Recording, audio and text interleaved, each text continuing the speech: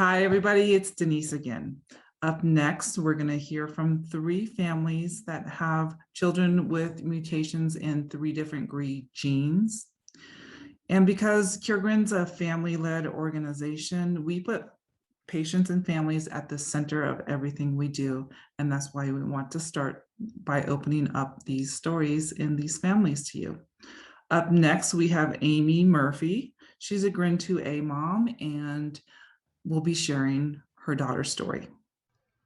Hi, my name's Amy. My husband couldn't be here today, so I'm going to just stick up a quick picture of Paul.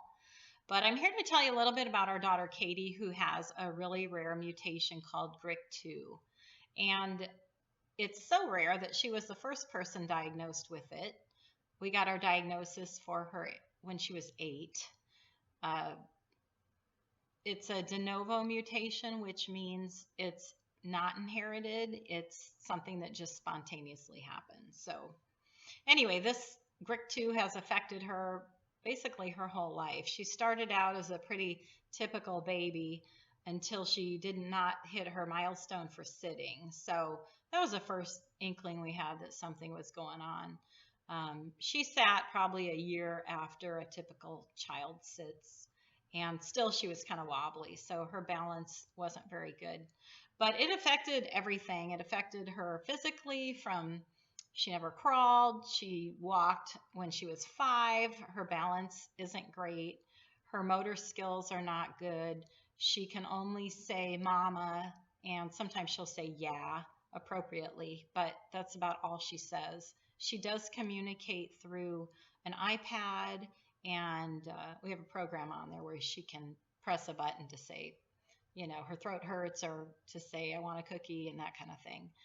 But it's pretty simple, pretty basic. And she does have a couple signs she will use for us to tell us, you know, she wants more or she's hungry, that kind of thing. Cognitively, she's pretty good. I mean, she's 15, so she's definitely more of at a toddler stage, I would say, for kind of everything. But cognitively, if I say, Katie, turn around and hand me that book, she'll do that. So she understands a lot of basic things. And I have put together some pictures and some videos of her just to kind of give you a better understanding of what she's going through and how far she's come. So here's one of my very favorite early pictures of Katie. And when she was born, she did have a little bit of jaundice, but it went away with some sunlight. So that wasn't a big concern. Took our baby home. My sisters came out to visit, and I remember I was changing Katie on the changing table, and we were just kind of laughing because Katie's stomach was so soft. She had like no muscle tone. We were laughing about her having this little jelly belly. It was probably one of the first signs that I missed that something was not quite right. She could not sit up. She didn't hit that milestone. And normally a kid sits around 12 months. I think she was 18. So we would put her in this little chair to kind of prop her up because she would just fall left and right when she finally was able to sit up, which was pretty late. I had to hold her up. If we were at the grocery store, I'd have to hold her like this in the grocery cart. She just had no core strength. And another thing was she was really flexible. And she would stand like this on her foot when she was finally able to stand, which was delayed too. She also loved to strike this pose once she was able to stand up. And this video just kind of shows you a little bit. When she was 5 is when she started walking. And this is probably, I don't know, maybe 6 years old. But you can see she's just not very balanced. Her arms are kind of all over the place. Katie started therapies at age 1, and I remember they wanted her to pull these apart, which I thought there is no way. And of course she could not. She did many years later. But she has always enjoyed therapy. She takes all of them, speech, OT, PT. We did horse therapy early on. She was probably 4. She took it for about 5 years, really helped her with her core strength. This is another therapy we did. This suit helps her body be in the right position. It really helped her a lot with her balance. Katie wore glasses for a couple of years. She eventually did outgrow the need for them, which can happen. She was in a walker for several years. She couldn't bear any weight, so this helped keep her upright and moving. She wore this swash, which is a device that helps keep her legs from scissoring, keeps her hips in the right position. She has had leg braces since she was 1, still wears them today.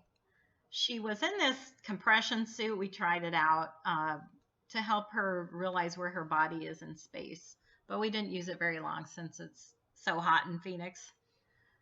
Katie always has to be stabilized in a car. This is a picture of her in a bus. A few random things. She's a very happy kid, always has been. She does have some moments, but typically she's happy. Really good sleeper, sleeps about 11 hours a night. She's a great eater. She's gluten-free, but she will eat a big variety of foods. She didn't start doing her pincer grasp until she was about 5, which is really late. Same with pointing.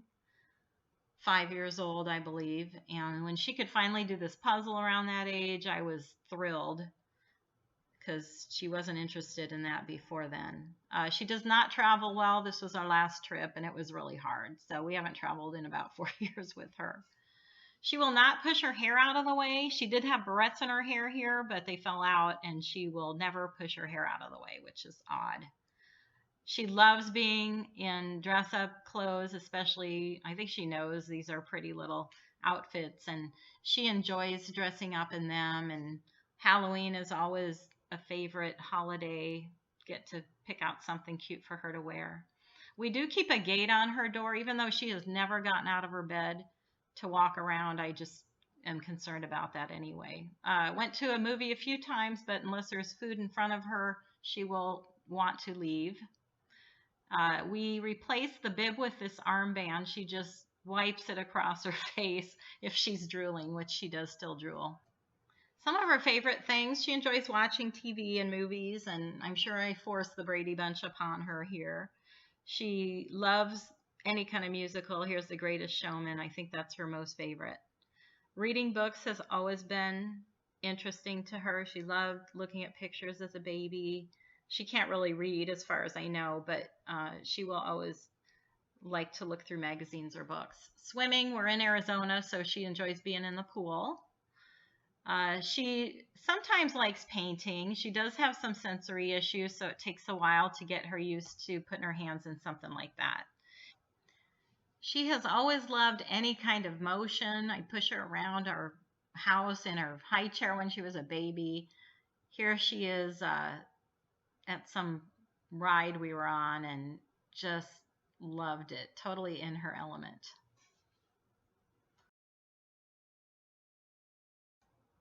I think one of the best things about Katie is she's really funny and she likes to make people laugh. She's got a good sense of humor, and she threw these cards all over the place right when I was finished putting them all back in their place and thought that was pretty funny. She enjoys being silly with me, and she picked up my robe and put it on her head like this, and I turned around and there she was laughing and giggling. When we got her diagnosis, we went to TGen here in Phoenix, saw Dr. Narayanan, who's in charge of the genomic sequencing, the gene sequencing, and he was the one who found out she had a GRIK2 mutation.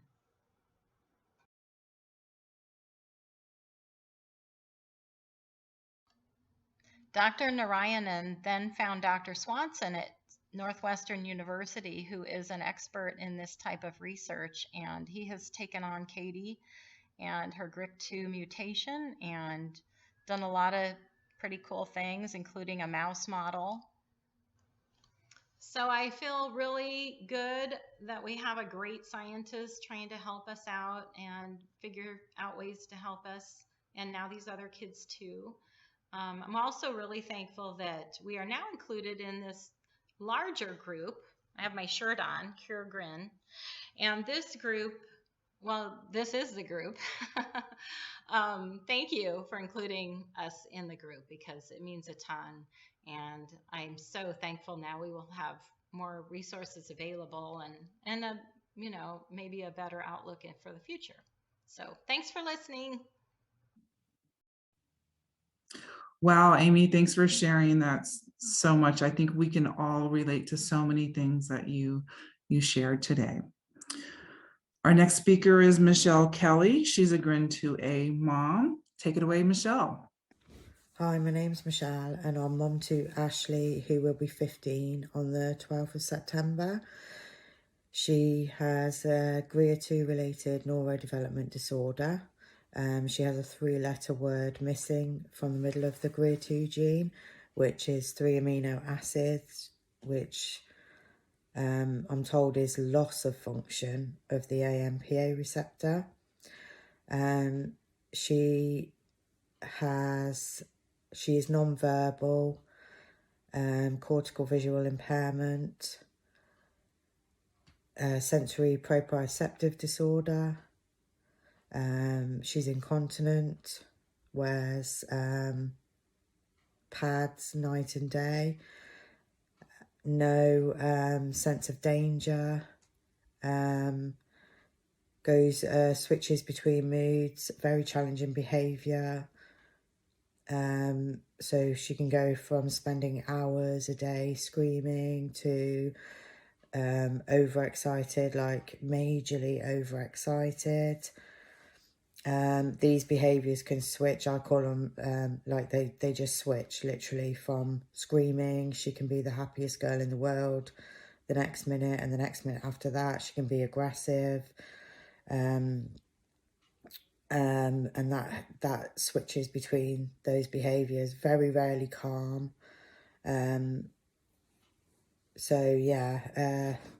First started to notice issues when she was just over 1. When she was just over 1, she started, normal development until around that age, and then she started to lose skills. Wasn't babbling,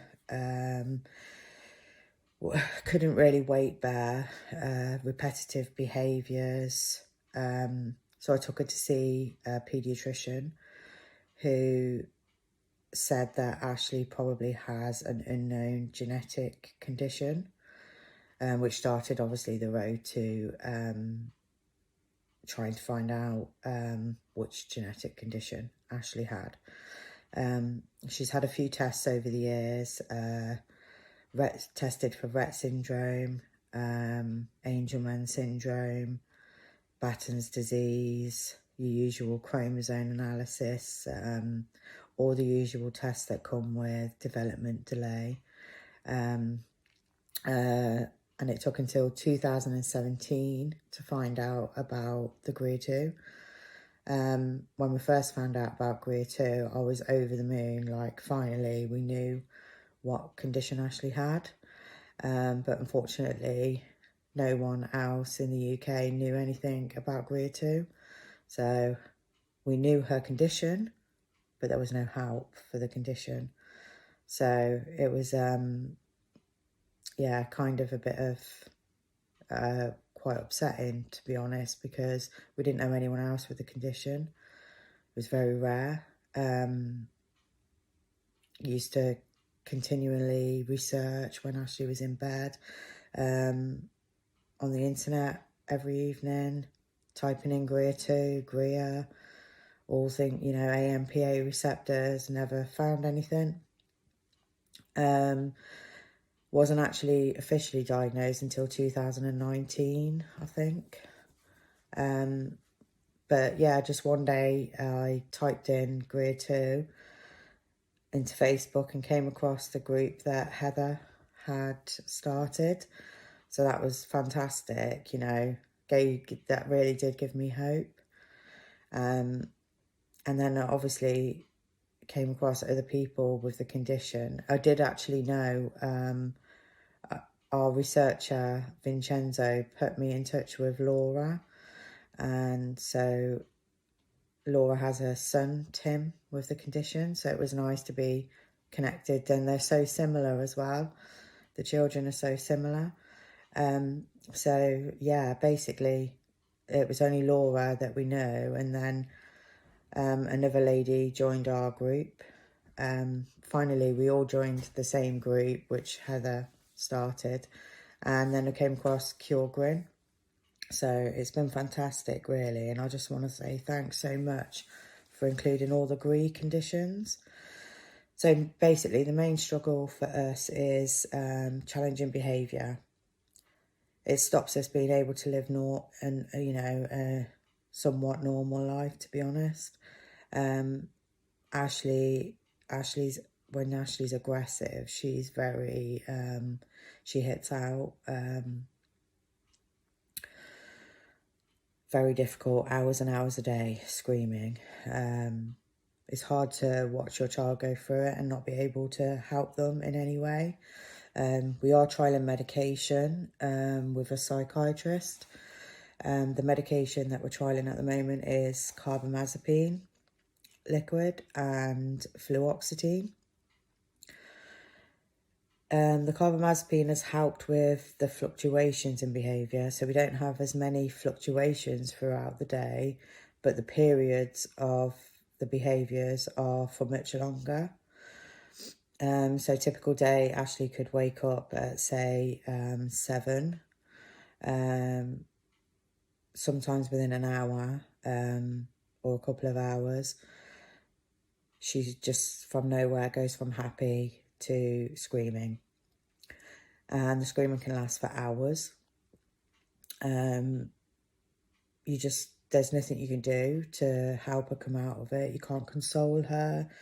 If you go near her, she becomes aggressive.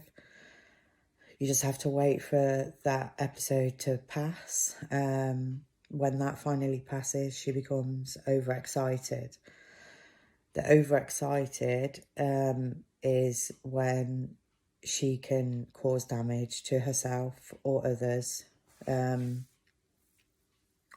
She's not aware of herself within space, so yeah. Sorry, I've never done anything like this before, so it's really, really new to me. So yeah, the main thing for us is challenging behaviour. The only way I can describe it is like epilepsy. So however, it's not fits, it's behaviour. It's like a switch that just happens and then the behaviour just changes. She can go from the happiest girl in the world to the most depressed person in the world. It's so distressing for her and us. No one seems to be able to help. So, like I said, no intervention seems to be able to help. You kind of just have to wait for these episodes to pass. Yeah, there's not really... I mean, for the future, it would really help us. I mean, I don't know how much everybody knows about how your life can be with a very challenging child. And I feel guilty saying how much it affects us because there are children who are quite poorly, and Ashley's not poorly. She's quite healthy and, always been quite a healthy child. But this challenging behaviour is so, so difficult. And it does stop us living, to anyone else who doesn't live with challenging behaviour, you might not think it's a big thing. But it is such a big thing, and it has such an impact on the whole family. You can't live normally, it's impossible. You can't just get up and say we're going to do this today. It's just so hard, but it is my life, so I'm used to it, and it's hard to explain it to people that don't know about it. So I'm hoping, you all do understand how difficult that could be.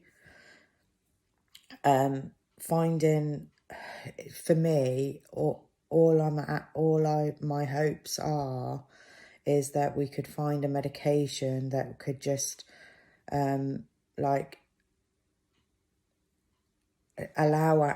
calm Ashley, to allow her to be able to have the same life experiences or similar life experiences to someone that didn't have a GRIA disorder.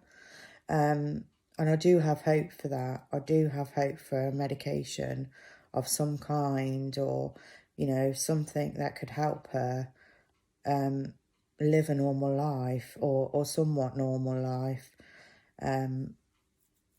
It's any parent's hope for their child to just be able to live and have life experiences. So yeah, I mean, basically that's all I would want for Ashley. You know, because in between all these behaviours, you do have snippets of,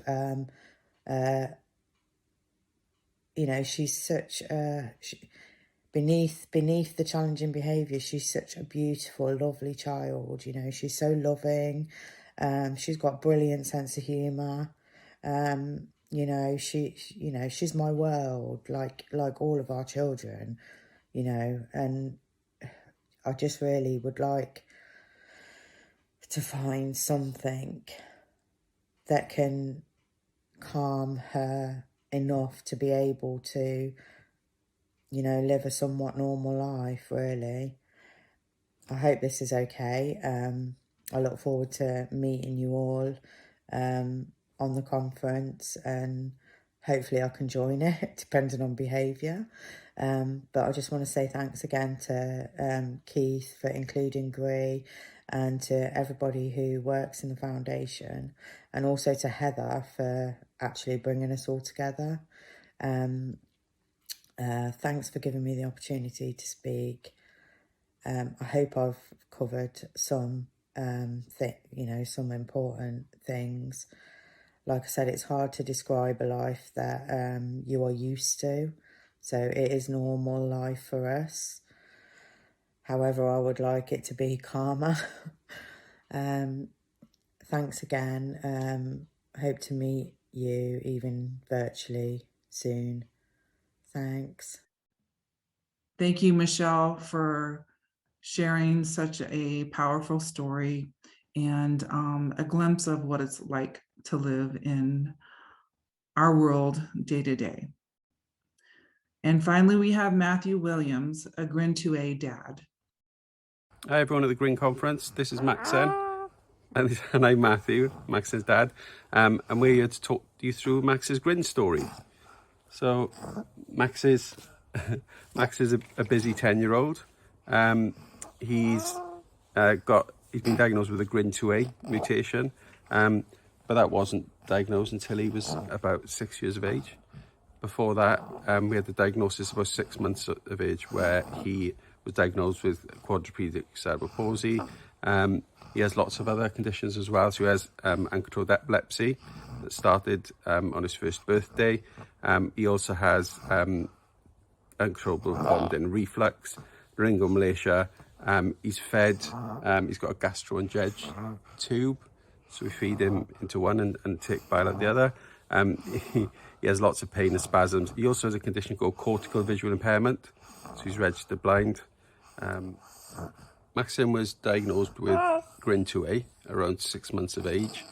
We'd kind of been managing all of his symptoms with the assumption he had cerebral palsy, but we kind of knew he had something different because his symptoms weren't typical of a normal cerebral palsy kid. He just didn't react to medications or treatments as the doctors really expected. I was speaking to a lady on Facebook, and she mentioned that there was a study going on worldwide that our local Cardiff University was involved in, where they were looking for genetic causes of kids with epilepsy. So we got Max in that study. They took our blood, disappeared. We didn't hear from them for 2 years, and we kind of forgot about it. And then they contacted us out of the blue and said we know what the cause is. And they said he's got a mutation of GRIN 2A gene, and they explained to us sort of about NMDA receptors and all the stuff I'm guessing the doctors will talk about today. And yeah, it was a relief really. So we knew something was wrong, but we never knew what it was. And we kind of, before that, we said it doesn't really matter if we find the cause, because it doesn't really make a difference. but it has. We've changed Max's medication, and now a lot of his medications are centered around the NMDA receptor. Yeah, and the doctors take into account anytime they choose a medication. So it's kind of whittled down the medications that we can select from, and it means that we can get things that are more direct and more specifically targeted for Maxine.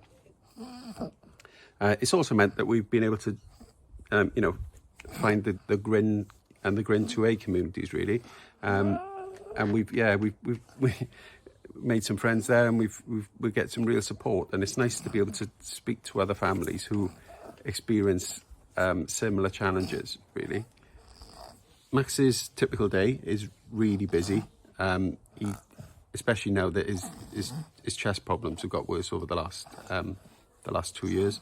He has 2 lots of medications a day, really, 2 bundles. And because he's judge fed, they take over an hour to go in twice a day. So that means that's a busy time. He also has 4 lots of 4 bunches of different nebulizers throughout the day. That makes it harder for returning to school now, especially with COVID now, and the fact that no one wants people's kind of germs in the air. But we don't really let that hold Maxine back. So we try and make Maxine's life as fun as possible. So he enjoys doing things like he likes playing with his Switch toys. He loves using his eye gaze computer. We've got him playing the Nintendo Switch. So he's been catching Pokemon on Pokemon Snap. And we've been playing Miitopia, and he's loving that.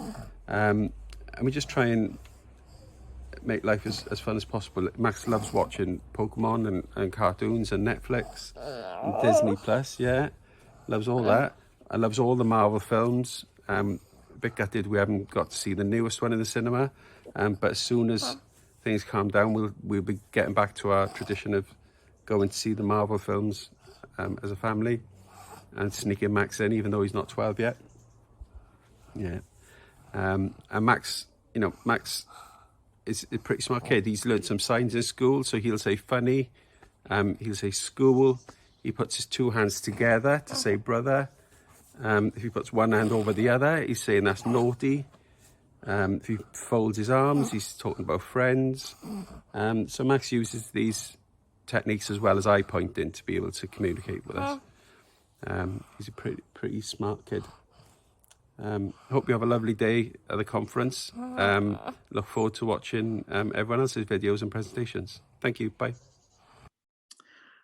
Thank you all. Thank you, Amy, Michelle, and Matthew, for sharing such powerful and moving stories. It's such an honor for us to be able to share your family stories and struggles and help create awareness for GRIN disorder. Up next, we have Searching for a Cure with Gene Therapy coming up on the main stage. So just stay tuned.